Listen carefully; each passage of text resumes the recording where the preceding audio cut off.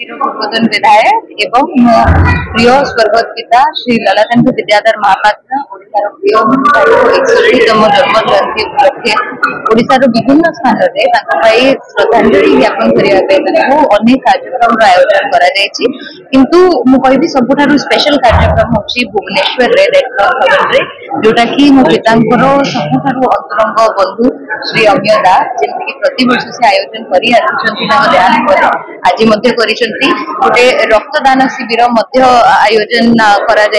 जोटी बहु मात्रा लोक मैंने आसुचंती विशेषकर युवक मान देखुची और बहुत खुशी लगुच देखिकी कि युवती मैंने भी झील पिला पार्टिसिपेट करने अवस्था देखी पार्टी यहाँ हूँ निश्चित भाव में गोटे नोबल कज प्रति वर्ष किसी ना किसी बाबा को श्रद्धांजलि ज्ञापन करने आयोजन कराए और यही वर्ष केवल झील हिसाब से श्रद्धांजलि अर्पण करी ना बर निर्वाचन मंडली वर्तमान विधायिका हिसाब से कोटि कोटि नमन। आप जानती लुलु महांत मोर बंधु दीर्घ 30 वर्षर संपर्क छात्र जीवन बेला बंधु को हरला तार देहांत पर प्रति वर्ष आप दशा और जन्मदिवस पालन कर कारण हूँ तार जो छात्र युव और समाज में जो अवदान थिला जो संगठन थिला जेहतु सहित मोर पूरा अनुभूति संगठन छात्र युव को